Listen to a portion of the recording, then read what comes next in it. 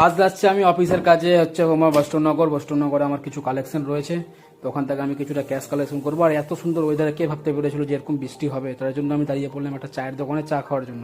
এই বৃষ্টি ভেজা পথে নেই কোনো সঙ্গী, ভেবো না কারো কথা, বেরিয়ে যাও তুমি তোমার মতে। হ্যাঁ সত্যি, এভাবে বেরিয়ে যাও নিজের মতে ঘুরতে।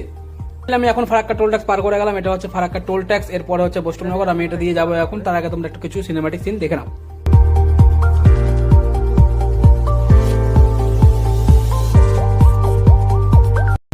লক্ষ্মীপুর বাজার যাবো,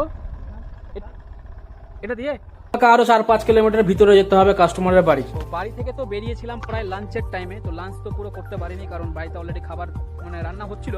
তো মায়ের নাকি বলে একটু দেরি হবে, তো তার জন্য বললাম থাক আজকে বাইরে লাঞ্চ করে নেবো। আমি এখন যেখানে আছি সেটা হচ্ছে সব থেকে ফুলফিল জায়গা, সেটা হচ্ছে বৈষ্ণবনগর। কাছে আছে আমার কাছে ফারাক্কা ব্রিজ, এখান থেকে বেশিক্ষণ না হলে তো 3 থেকে 4 কিলোমিটার হবে ফারাক্কা ব্রিজ।